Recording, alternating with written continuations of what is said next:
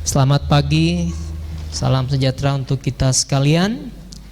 Hari ini memasuki bulan September ya. September ceria. Jadi hari ini kita akan belajar tentang keluarga. Saya mengajak kita semua membuka Alkitab kita dari Kejadian pasal yang kedua ayat yang ke-18 sampai 25. Dikatakan ayat yang ke-18, Tuhan Allah berfirman, tidak baik kalau manusia itu seorang diri saja, aku akan menjadikan penolong baginya yang sepadan dengan dia. Di awal Kejadian kita menemukan rancangan Tuhan untuk pernikahan. Dalam Kejadian pasal yang ke-2 ayat yang ke-18 sampai 25 ini. Dan teks yang kita baca hari ini menggambarkan pernikahan asli, real. Ini adalah dasar untuk hampir semua hal yang dikatakan Alkitab tentang pernikahan. Dan bagian-bagian bahkan Tuhan Yesus pun mengutip bagian ini. Nanti juga kita akan baca ayatnya dari Matius pasal yang ke-6 pasal 19 hari. Nah, ini menjelaskan alasan Tuhan merancang pernikahan ya. Tuhan punya desain dalam pernikahan Kristen. Jadi Tuhan merancang pernikahan dan juga memberi kita banyak prinsip yang akan kita pelajari dalam pernikahan. Bapak Ibu, jika diterapkan maka akan memungkinkan kita untuk membangun pernikahan yang memuliakan Tuhan. Dan pernikahan yang membawa sukacita abadi bagi kita. Teks kita hari ini mengajarkan kepada kita apa? Next, coba. Nah, Tuhan merancang pernikahan untuk memenuhi kebutuhan kita akan persahabatan dan memberikan gambaran tentang hubungan kita dengannya. Itu pernikahan. Coba kita baca sama-sama 1, 2, 3. Tuhan merancang pernikahan untuk memenuhi kebutuhan kita akan persahabatan dan untuk memberikan gambaran tentang hubungan kita dengannya. Saudara yang dikasihi Tuhan, Tuhan yang penuh perhatian dan pribadi ini tahu bahwa manusia yang dia ciptakan itu memiliki kebutuhan. Kebutuhan untuk apa? Kebutuhan untuk disayangi, kebutuhan untuk menyayangi juga. Jadi dia mengambil tindakan untuk memenuhi kebutuhan ini. Kebutuhan untuk persahabatan. Makanya pernikahan itu adalah persahabatan seumur hidup. Oke, kita lihat ayat berikutnya, ayat yang ke-18. Next. Tuhan merancang pernikahan untuk memenuhi kebutuhan manusia akan persahabatan yang pertama ya. Ini yang pertama akan persahabatan. Nanti yang kedua untuk gambaran hubungannya dengan manusia. Ayat yang ke-18 dikatakan, Tuhan Allah berfirman, tidak baik kalau manusia itu seorang diri saja. Perhatikan, tidak baik. Ketika kita membaca Kejadian pasal 1 dan pasal 2, kata-kata yang muncul di ayat yang ke-18 tiba-tiba menjadi tidak baik kalau manusia itu seorang diri saja.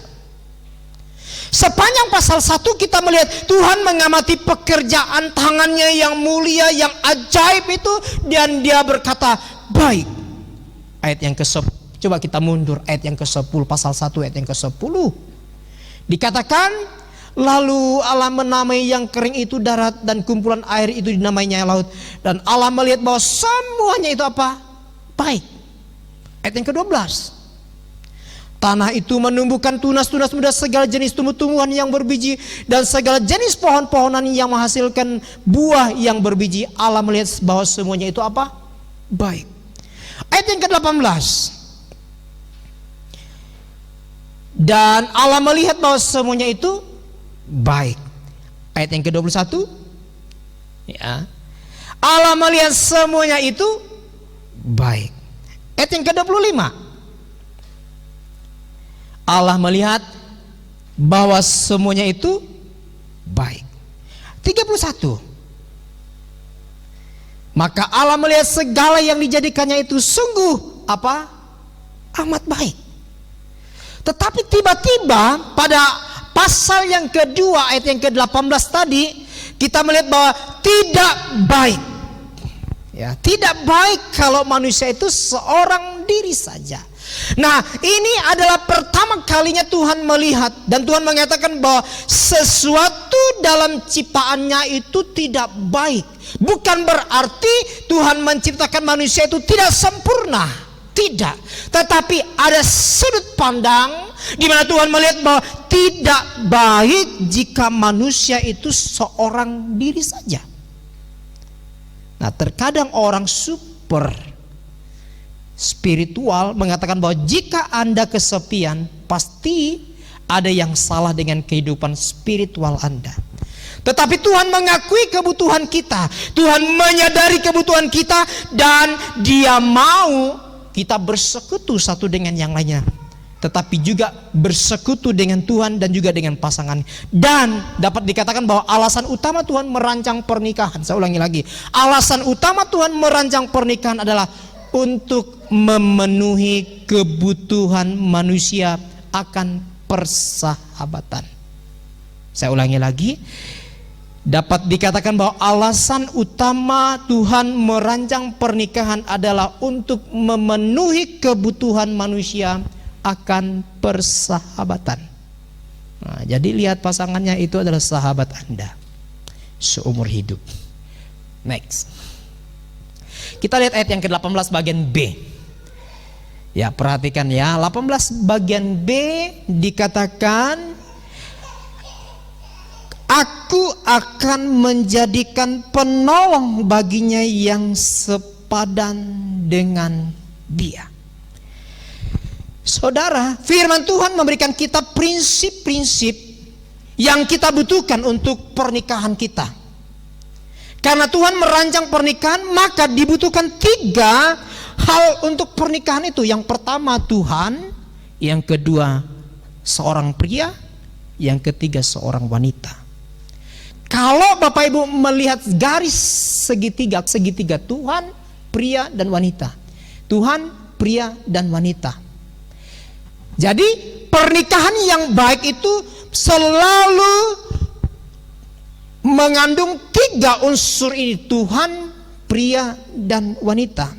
Bagi seorang Kristen, menikah dengan orang yang tidak percaya bukan hanya tidak mentaati Tuhan, bukan, tetapi Anda sedang memasuki pernikahan yang mengalami kekurangan. Kekurangan apa di situ? Kekurangan satu hal yang sangat penting, yaitu adalah Tuhan. Ya. Jadi perhatikan sudut garis segitiga itu.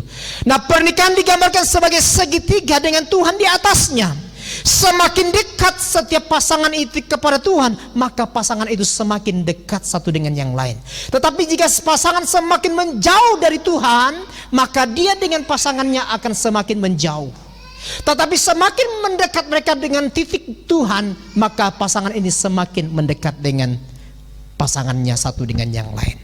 Nah, saudara yang dikasih Tuhan, semakin jauh masing-masing bergerak untuk menjauhi Tuhan, maka semakin jauh mereka bergerak satu dengan yang lain. Pernikahan rusak selalu melibatkan setidaknya, saya ulangi lagi, pernikahan itu rusak paling tidak melibatkan satu pasangan yang tidak setia kepada Tuhan. Pernikahan yang rusak selalu melibatkan setidaknya satu pasangan yang menjauh dari Tuhan. Ya, bayangkan tadi kalau garis segitiganya begini, nah sekarang garis yang ini menjauh. Semakin jauhlah dia dengan pasangannya, semakin jauh dia dengan Tuhan. Apalagi kalau dua-duanya menjauh, semakin menjauh. Ya, jadi titik semakin salah satu menjauh dari Tuhan, yang ini masih dekat, tetapi ini dengan ini sangat jauh.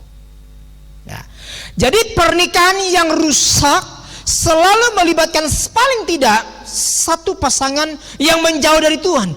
Jadi tempat awal untuk memiliki pernikahan yang menurut rancangan Tuhan adalah pertobatan yang sejati dan perjalanan sehari-hari mendekat ke arah Tuhan, bukan menjauh. Tuhan berkata, Dia akan menjadikan bagi Adam, Tuhan berkata kepada Adam bahwa Dia akan menjadikan penolong yang cocok bagi Adam, penolong yang sepadan. Ya. Penolongnya. Ini menunjukkan fakta bahwa suami membutuhkan, bahkan bergantung penuh pada dukungan istri. Fakta bahwa Tuhan menciptakan wanita sebagai penolong menunjukkan peran pendukungnya kepada suami bahkan sebelum kejatuhan. Tetapi pada saat yang sama tidak ada dasar yang mengatakan bahwa laki-laki itu superioritas terhadap perempuan. Tidak. Jadi tidak ada alasan sama sekali atau tidak ada dasar pandangan yang mengatakan bahwa laki-laki lebih superior dari pria. Tidak. Nah, pertanyaannya, mengapa Tuhan tidak membuat Hawa dari debu? Tuhan menciptakan Adam dari debu tanah. Pertanyaannya, ya, dalam Kejadian pasal 2 ayat yang ke-7, Tuhan menciptakan Adam dari debu tanah. Dia membentuk Adam dari debu tanah. Pertanyaannya, mengapa dia tidak membuat Hawa dari debu tanah juga? Lalu mengapa dia membuatnya dari tulang rusuk Adam pada Kejadian pasal 2 ayat yang ke-21 sampai 22? Ya. Saya percaya bahwa Tuhan melakukannya untuk menunjukkan kepada Adam bahwa istri adalah bagian dari Adam, bukan ciptaan yang terpisah dari Adam, tapi dia adalah bagian dari Adam. Oleh karena itu ketika Anda menyakiti pasangan Anda, maka Anda sendiri akan disakiti oleh diri Anda sendiri. Ketika Anda menyakiti pasangan Anda, maka Anda sendirilah akan mengalami sakit itu. Karena itu Tuhan menciptakan Hawa dari bagian Adam, pria. Lalu pertanyaan berikutnya, mengapa Tuhan tidak menciptakan Adam dan Hawa bersamaan saja dah? Ya. Mengapa Adam dan Hawa tidak diciptakan secara bersamaan pada waktu yang bersama?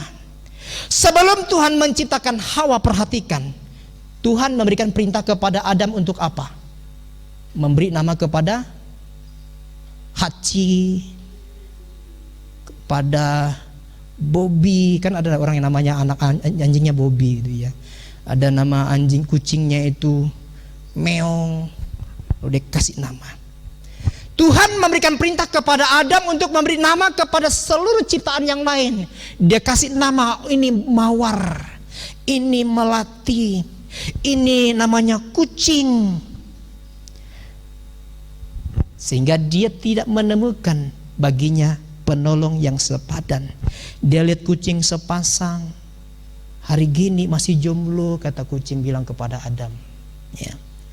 Dah, Tuhan memberikan kepada Adam untuk latihan penamaan hewan yang aneh di sini. Tuhan punya pelajaran untuk diajarkan kepada Adam. Dengan menamai semua binatang itu, Adam menemukan bahwa untuk setiap hewan ada jantan dan betina.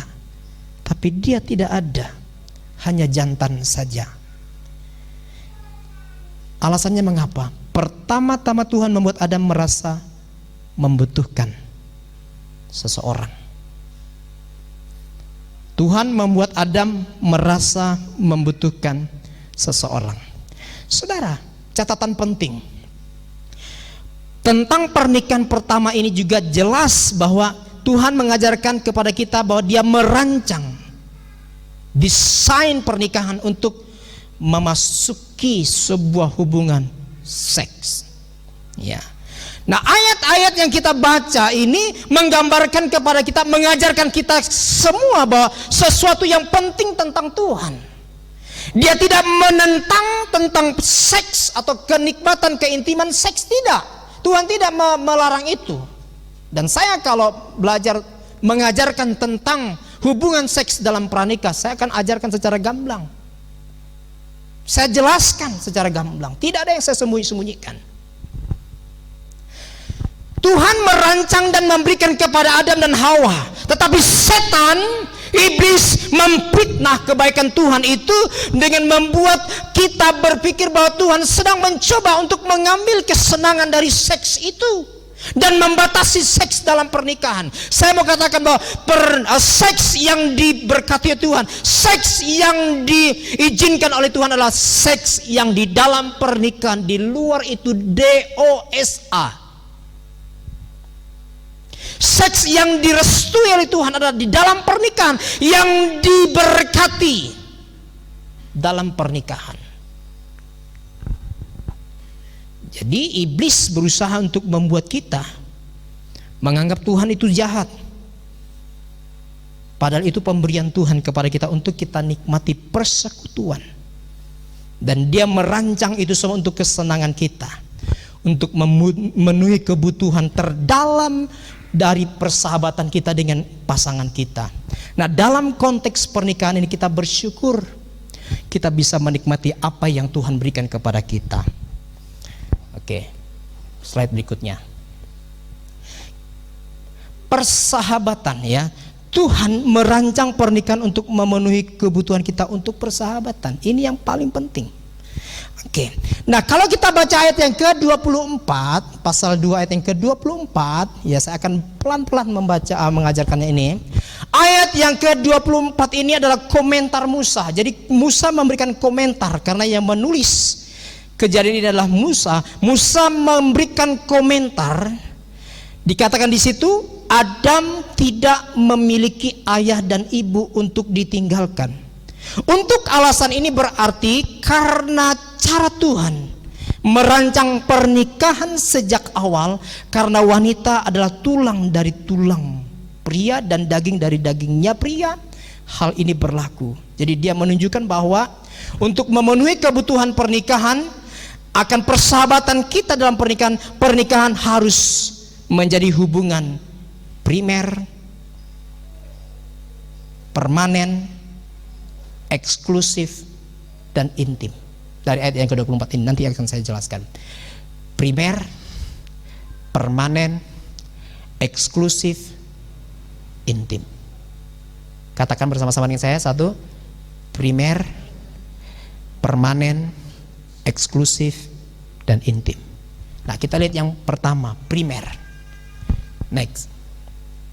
Persahabatan mensyaratkan bahwa pernikahan menjadi hubungan utama. Perhatikan di situ dikatakan, sebab itu seorang laki-laki akan meninggalkan ayahnya dan ibunya. Saudara, Tuhan tidak menciptakan ayah dan ibu untuk Adam dan anak, tetapi Tuhan menciptakan bagi Adam siapa? Hawa, istri, penolong. Seorang pria harus meninggalkan ayah dan ibunya untuk apa? Untuk bersatu dengan pasangannya, dengan istrinya, untuk membangun hubungan satu daging. Artinya hubungan perkawinan adalah yang utama. Saya mau katakan, inilah yang tadi yang dikatakan primer. Jadi hubungan pernikahan itu adalah yang utama, bukan orang tua, anak dengan orang tua. Saya ulangi lagi, pernikahan suami istri itu adalah hubungan yang utama, primer, bukan orang tua dengan anak atau anak dengan orang tua, sebaliknya, bukan. Hubungan orang tua dan anak harus diubah sebelum hubungan pernikahan atau perkawinan itu terjadi. Tali harus dipotong, tes. Orang tua harus berani mendidik anaknya untuk dewasa, mengambil keputusan dalam setiap hal. Jangan mendikte anak. Jangan melindungi anak seperti Anda adalah Maha Kuasa yang mampu menyelamatkan dan memberikan perlindungan kepada anak Anda. Tali itu harus dipotong. Tapi bukan berarti Pak, tadi khotbahnya Pak Pendeta, kita harus meninggalkan ayah dan ibu kita, jadi kita nggak boleh hubungan sama orang tua. Bukan seperti itu. Artinya kita meninggalkan ketergantungan kita. Ini tidak berarti meninggalkan orang tua dan memutuskan kontak dengan mereka. Dah, di-delete saja, diblokir saja nomor WA-nya. Tetapi ini berarti bahwa seseorang membutuhkan kedewasaan emosional yang cukup untuk apa? Melepaskan diri ketergantungan dari pertolongan, dari support penuh orang tuanya ketika dia memasuki pernikahan. Iya kan, yang namanya orang tua yang terus gondeli gitu. Dan orang tua perlu membesarkan anak-anak mereka dengan apa? Dengan tujuan untuk membebaskan mereka. Cara terbaik untuk menjadi orang tua bagi anak-anak Anda adalah Jadilah suami yang baik. Jadilah ayah yang baik bagi ibu anak-anak Anda. Jadilah seorang istri yang baik bagi suami Anda. Cara terbaik untuk menjadi orang tua yang baik bagi anak-anak Anda lah menjadi suami yang baik untuk ibu mereka dan menjadi ayah yang baik untuk anaknya. Pernikahan harus menjadi yang utama. Saya pertama kali meninggalkan orang tua saya, kangen sekali, rindu sekali. Kalau ingat Natal di sini kan tidak ada apa-apa rasanya, garing. Tapi kalau Natal di Kalimantan itu sejak 1 Desember itu lagu rumah A, rumah B itu udah lagu-lagu Natal. Lagu-lagu Natal, saut menyaut. Orang dari tanggal belasan itu sudah bikin pohon Natal, sudah dekor gereja. Jadi euforia atau kesenangan dari Natal itu dirasakan sejak tanggal 1 sampai Januari. Waduh, pertama saya datang di Jawa 2001, itu begitu saya merindukan babinya, saya merindukan ayam kampungnya. Ayam kampungnya itu tinggal ambil, tinggal potong, dan saya merindukan. Tapi sekarang bukan saya jahat, bukan saya anak durhaka, tapi hubungan itu sudah harus diputus. Bukan saya jahat sama orang tua ya. Jadi yang punya anak ya sudah harus rela, karena dia nanti akan punya keluarga sendiri. Jangan Anda gondeli keluarganya dia.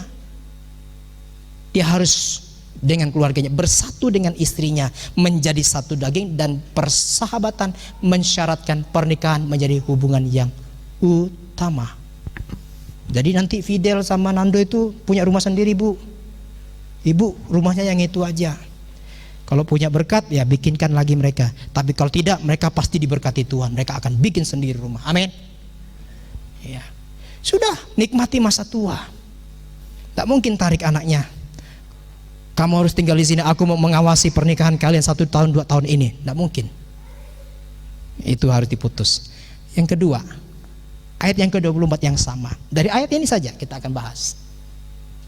Next. Persahabatan mensyaratkan bahwa pernikahan menjadi hubungan yang permanen. Kita baca ayatnya. Demikianlah mereka bukan lagi 2, melainkan 1. Karena itu apa yang telah dipersatukan Allah tidak boleh diceraikan manusia. Ini Tuhan Yesus kutip tapi dia tambah. Ya, dari Matius pasal yang ke-19 ayat yang ke-6. Anak Anda bersama dengan Anda di rumah selama paling lama itu 17-20 tahun. Setelah itu dia punya dunia dan pekerjaannya.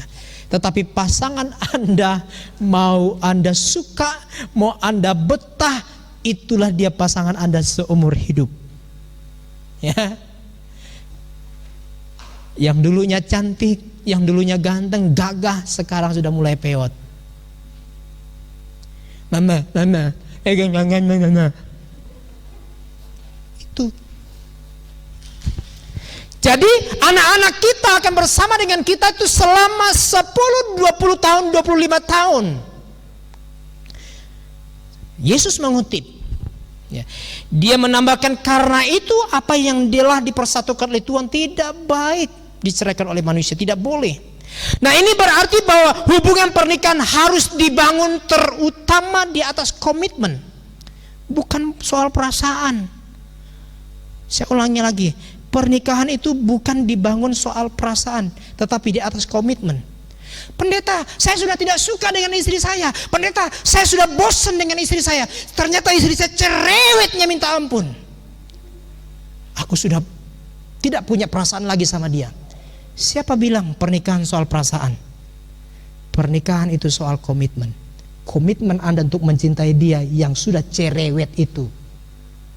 Komitmen Anda yang tetap mencintai dia walaupun sudah bau minyak kayu putih. Itu komitmen, bukan soal perasaan, tidak. Pernikahan itu bukan soal perasaan. Aduh, aku udah bosan nih, mau ganti, tukar tambah Tuhan. Yang ini nggak apa-apa, dah secondnya kasih orang lain, aku mau tambah yang baru Tuhan, yang grace. Gak bisa seperti itu. Pernikahan adalah komitmen seumur hidup.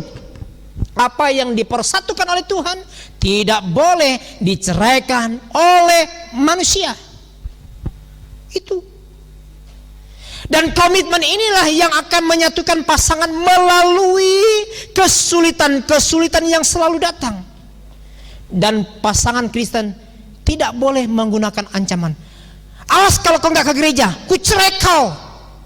Awas kalau kau nggak berhenti, ku cerai nanti kau. Udah pendek, hitam, keriting lagi.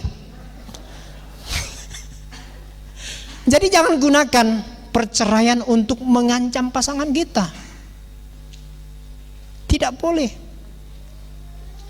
Ya, itu yang ketiga. Yang ketiga, persahabatan dari ayat yang ke-24 ya, dari Kejadian pasal yang kedua ayat yang ke-20. Persahabatan mengharuskan pernikahan menjadi hubungan eksklusif. Ini penting. Persahabatan mengharuskan pernikahan menjadi hubungan eksklusif. Perhatikan, dan bersatu dengan siapa? Teman kerjanya kah? Teman sekantor? Dan bersatu dengan siapa? Dengan istrinya. Artinya itu eksklusif. Hubungan itu eksklusif dengan istrinya. Teks mengatakan dengan istrinya, bukan dengan istri-istri, bukan dengan yang lainnya. Jadi monogami adalah rancangan desain pernikahan Tuhan. Satu pria, satu wanita, seumur hidup, permanen tadi. Satu pria, satu wanita, permanen. Meskipun Tuhan menolerir ya poligami di masa perjanjian lama, tetapi itu bukan tujuan awal Tuhan. Jadi Tuhan tidak pernah merancang poligami. Tuhan tidak pernah merancang untuk laki-laki menikah banyak istri. Itu dosa yang membuat mengapa Abram diizinkan oleh Sarai untuk memiliki istri Hagar. Itu karena dia takut dia tidak punya keturunan, dan dia berusaha untuk tolong Tuhan melalui Hagar. Tuh saudara, Tuhan dengan mudah menciptakan banyak istri buat Adam, betul nggak? Oh tadi satu rusuk diambil, sebelah sini diambil biar pas imbang kan? Dia ambil sebelah sini, bisa saja Tuhan ciptakan Adam istri banyak. Tetapi konsep awal pernikahan adalah satu pria, satu wanita seumur hidup. Itulah rancangan Tuhan. Satu pria, satu wanita seumur hidup, permanen. Jadi ketika Anda diberkati dalam pernikahan, permanen. Makanya sebelum menikah pertimbangkan baik-baik Tuhan. Dia tulang rusukku kah? Atau panjangan kah dia Tuhan, sehingga kalau ditempel nanti nggak nyeri-nyeri tulang rusuknya. Waduh Tuhan, Pak Pendeta, rusukku salah kayaknya pendeta. Copot dulu, tak ganti yang lain. Tidak bisa seperti itu. Ya, lihat istri, waduh minta ampun cerewetnya, boros lagi, suka menghabiskan uang suaminya. Pendeta, saya nggak bisa ini, saya nggak bisa kendalikan istri saya ini pendeta. Saya takut sama dia, saya cari uang dari pagi sampai malam dan uang dihabiskan oleh dia. Dia perhatikan keluarganya terus, keluargaku enggak. Saudara, pernikahan, ketika Anda memasuki pernikahan, satu pria, satu wanita, permanen. Jadi pertama tadi adalah primer, yang kedua permanen, yang ketiga eksklusif dengan istrinya. Ini berarti bahwa ketika Anda menikah, Anda harus rela melepaskan persahabatan dengan teman Anda yang dekat, baik pria maupun wanita. Anda harus melepaskan persahabatan yang dekat dengan wanita lain, karena ini eksklusif. Saya mau kutip kemarin saya lihat drama Korea, jadi saya juga suka drama Korea. Saya kutip, ya, dia berkata bahwa tidak ada persahabatan antara pria dan wanita. Dia sahabatku pendeta dari sejak kecil. Bohong. Pasti ada rasa. Suka sama dia, pasti ada rasa, ada benih. Walaupun sedikit, tapi pasti ada. Anda harus melepaskan kebebasan Anda untuk berkencan dengan pria atau wanita lain atau dengan pria-pria. Nah, ini untuk wanita yang menghabiskan waktunya berjam-jam hanya untuk apa? Gosip dengan temannya. Lalu pria juga, jangan Anda menghabiskan waktu berhari-hari Anda untuk memancing ikan yang hanya dapat 1 ekor. Meninggalkan kebersamaan bersama keluarga. Tinggalkan kesenangan Anda diri dengan orang lain. Bangun hubungan yang eksklusif dengan pasangan Anda. Saya ini adalah laki-laki family man. Jadi Anda jarang akan lihat saya nongkrong dengan PBI dimanapun berjam-jam. Kecuali saya izin, ada persekutuan. Persekutuan beda. Tapi kalau janjian, yuk kita nongkrong di sana berjam-jam, Anda tidak akan menemukan saya nongkrong berjam-jam dengan teman pria saya sambil mabar. Anda tidak akan menemukan saya di tempat itu. Saya akan menghabiskan waktu saya dengan keluarga saya. Itu pilihan saya. Saya ini bukan gembala sidang yang gila pelayanan. Saya adalah seorang suami, family man. Lalu dia bilang, dia sadar, ini asli. Iya Yohanton, saya waktu itu tidak ada yang mengajari saya. Tidak ada teman rekan sekerja saya yang mengingatkan saya bahwa family, keluarga adalah yang utama. Sehingga apa? Anak-anaknya, minta maaf, memiliki perasaan tidak senang terhadap gereja. Karena apa? Karena papanya sama jemaat. Ya, saya bersyukur di sini. Saya belum pernah yang namanya rapat dimaki-maki ya sama jemaat, tidak pernah. Rapat-rapat kita penuh dengan kekeluargaan, penuh dengan kebersamaan, sukacita. Nah, saudara yang dikasihi Tuhan, pernikahan Anda harus melepaskan persahabatan dekat dengan wanita selain istri Anda. Karena persahabatan itulah yang akan membuat Anda jatuh. Kok semakin hari aku lihat semakin baik deh ya. Kok semakin hari semakin kulihat bagus senyumnya ya. Waduh, semakin wangi dia setiap hari. Kalau aku curhat dia mendengarkan curhatanku. Istriku kalau aku curhat tak pernah dia dengarkan aku. Hanya makian yang dia dengar, yang dia berikan padaku. Itu kalau kita curhat dengan pasangan. Makanya saya wanti-wanti kepada anak-anak yang saya konseling, jangan pernah curhat dengan teman dekat. Jangan pernah curhat tentang keluargamu kepada rekan kerjamu, karena itu tidak akan menolong. Suatu ketika dia akan menusuk Anda dan menyebarkan gosip yang dia miliki, yang dia simpan dari sumber yang dapat dipercaya, yaitu Anda sendiri. Oleh karena itu, ketika Anda memiliki problem, jangan curhat kepada teman perempuan Anda, jangan curhat kepada teman pria Anda. Hubungan pernikahan harus apa? Eksklusif. Pertama tadi primer, yang kedua itu adalah permanen, yang ketiga eksklusif, yang keempat intim. Next, intim. Persahabatan mengharuskan pernikahan menjadi hubungan intim. Bersatu dengan istrinya sehingga keduanya menjadi satu daging. Kalau kita lihat dalam 1 Korintus pasal 6 ayat yang ke-16 juga dikatakan bahwa satu daging menekankan kesatuan seksual. Dan mereka akan menjadi satu daging. Tetapi persatuan seksual selalu lebih dari sekedar fisik saja. Jadi bukan soal hubungan fisik laki-laki dengan perempuan, istri dengan suami, bukan. Tapi lebih kepada soal psikis juga, emosional. Ada kesatuan relasional dan emosional yang mendalam antara suami dan istri. Saya berkali-kali kan katakan bahwa seorang pria itu melakukan hubungan seksual itu tanpa cinta dia bisa. Mau bukti? Tuh banyak pria-pria yang ke tempat prostitusi. Apakah dia mencintai itu wanita prostitusi? Tidak, karena dia membutuhkan seks, dia dapat lampiaskan itu.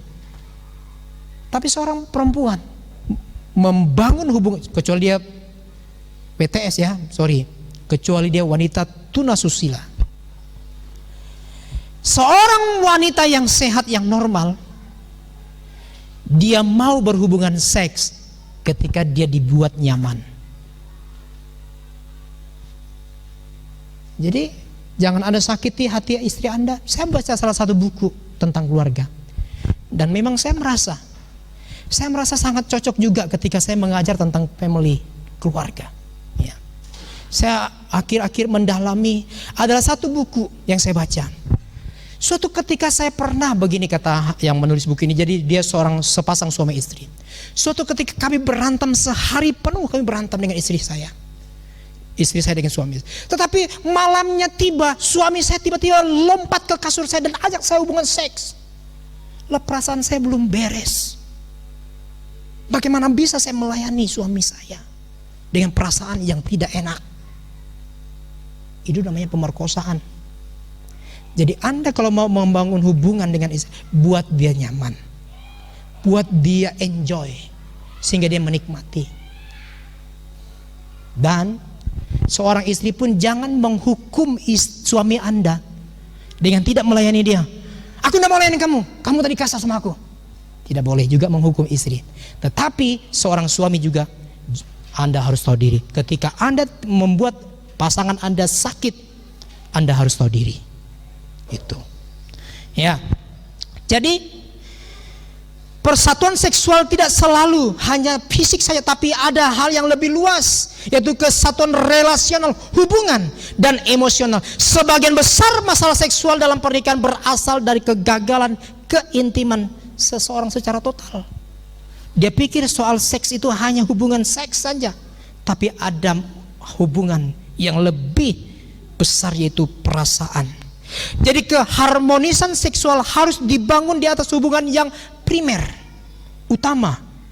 Lalu dia dibangun di atas hubungan yang permanen, bukan dengan wanita lain, eksklusif, baru intim.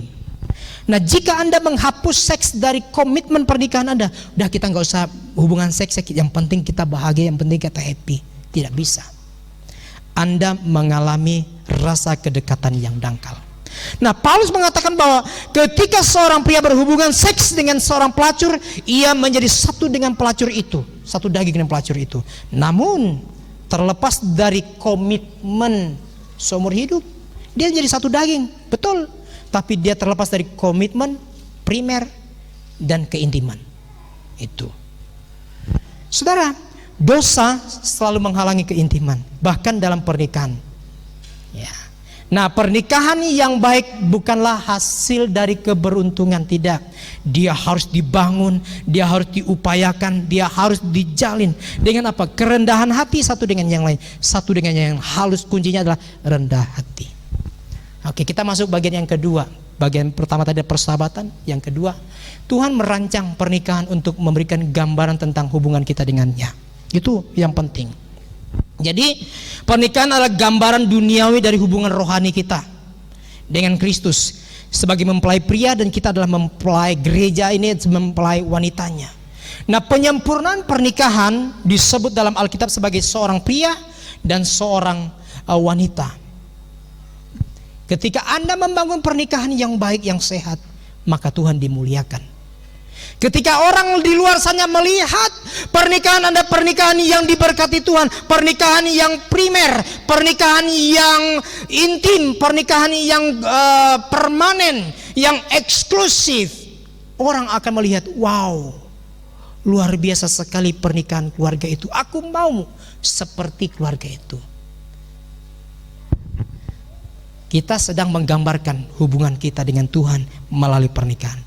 Itulah penting, mengapa sangat penting bagi Anda untuk berusaha menggabungkan atau mengembangkan hubungan yang menghormati Kristus. Semakin dekat kita dengan Kristus, maka pasangan kita akan semakin dekat. Semakin jauh salah satu pasangan, maka semakin menjauhlah hubungan satu dengan yang lain. Tapi semakin kita dekat dengan Tuhan, maka kita membawa pasangan kita bersama-sama semakin dekat dengan Tuhan. Ya. Sebagai kesimpulannya buat kita hari ini, jika Anda sudah menikah, apakah Anda tumbuh lebih dalam persahabatan dengan pasangan Anda?